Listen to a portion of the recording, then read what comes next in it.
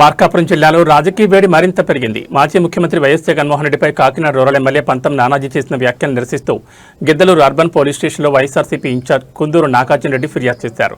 ప్రజాప్రతినిధిగా బాధ్యతాయుతంగా వ్యవహరించాల్సిన ఎమ్మెల్యే హద్దులు దాటి మాట్లాడారని ఆరోపించిన ఆయన ప్రతిపక్ష నేతపై అమర్యాదకర వ్యాఖ్యలు చేయడం సరికాదన్నారు.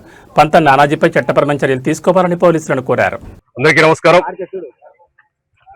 ఈరోజు గిద్దలూరు పట్టణంలో పోలీస్ స్టేషన్లో కాకినాడ రూరల్ ఎమ్మెల్యే పంతం నానాజీ గారి మీద కంప్లైంట్ ఇవ్వడానికి గిద్దలూరు నియోజకవర్గం ముఖ్య నాయకులు కార్యకర్తలు అందరం కలిసి ఇక్కడ కంప్లైంట్ ఇవ్వడానికి వచ్చాం. ముఖ్య కారణము ఆ పంతం నానాజీ కాకినాడ రూరల్ ఎమ్మెల్యే ఎవరైతే ఉన్నారో వారు మాట్లాడుతూ నోరు జారి మాజీ ముఖ్యమంత్రి వర్యులు మా అధ్యక్షులు శ్రీ వైఎస్ జగన్మోహన్ రెడ్డి గారిని నోటికొచ్చినట్టు మాట్లాడడం అనేది సబబు కాదు. వారికి ఏ విధంగా కోపం వచ్చినా లేదా ఇంకా ప్రజలకు సేవ చేయాలన్నా ఈ 2 సంవత్సరాల్లో వారు ప్రభుత్వం ఏ విధంగా పనిచేసిన విధానం ఉందో అది సరి చేసుకోవడం చాలా చాలా అవసరం. వారు కరెక్ట్గా చేయాలనుకుంటే 5 సంవత్సరాల్లో జగన్మోహన్ రెడ్డి గారు సంక్షేమ పథకాలు ఏ విధంగా ఇచ్చారు, ఈ 2 సంవత్సరాలు ఏ విధంగా వీరు ఇచ్చారు, దాన్ని బేజీలు వేసుకొని మాట్లాడవలసిందిగా కోరుతూ అనవసరంగా నోరు జారడం మంచిది కాదు. దానితో పాటు సవాలు కూడా విసిరినారు. అయ్యా పంతం నానాజీ, సవాలు విసరణ అవసరం లేదు, ఒక్కటి ఖచ్చితంగా చెప్పగలం. మీరు రేపు వచ్చే ఎలక్షన్లో మీరు పోటీ చేయండి, మీరు నామినేషన్ వేయండి.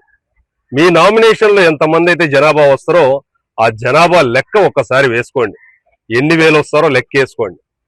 మీరు నామినేషన్ వేసిన తర్వాత ఖచ్చితంగా జగనన్న మీ నియోజకవర్గంలో మీరు పోటీ చేస్తే ఖచ్చితంగా మీరు నామినేషన్ వేసిన ఆ లెక్క ఏదైతే ఉందో అది 5,000, 10,000, 15,000 మంది జనాభా వస్తారో ఒక్కసారి మీ నియోజకవర్గంలో ఖచ్చితంగా చెప్పగలను.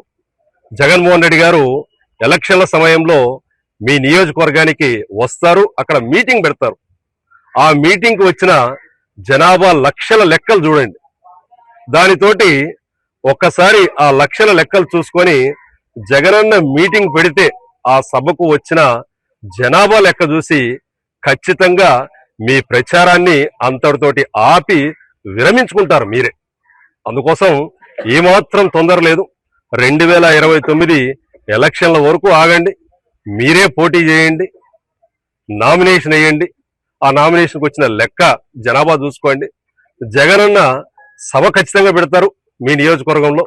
ఆ సభ పెట్టినప్పుడు వచ్చిన లక్షల జనాభా చూసి వెంటనే మీరు ప్రచారం మానుకొని ఎలక్షన్ నుంచి దూరం వెళ్ళిపోండి. లేదు అంటే మీరు గెలిచేది లేదు, ఖచ్చితంగా మీరు గెలిచేది లేదు. దాంతో మీకు డిపాజిట్లు రావు. ఊరికే ఎందుకని అనవసరంగా నోరు మారేసుకుంటారు? ఇది సరైన మాటల ప్రవర్తన కాదు. ఒక్కసారి నోరు జాగ్రత్తగా ఉంచుకొని అన్పార్లమెంటరీ లాంగ్వేజ్ వాడకుండా మంచి హోదాలో ఉన్నారు, హుందాతనంగా ప్రవర్తిస్తూ ప్రజలకు సేవ చేసుకోవాల్సిందిగా మరొక్కసారి కోరుతూ ఈ జరిగిన సందర్భం ఏదైతే ఉందో దానికి ఈరోజు గిద్దలూరులో అందరము కలిసి పోలీస్ స్టేషన్కి వచ్చి కంప్లైంట్ ఇవ్వడం జరిగింది. మరొక్కసారి ప్రతి ఒక్కరికి ధన్యవాదాలు తెలుపుకుంటూ సెలవు తీసుకుంటున్నాను.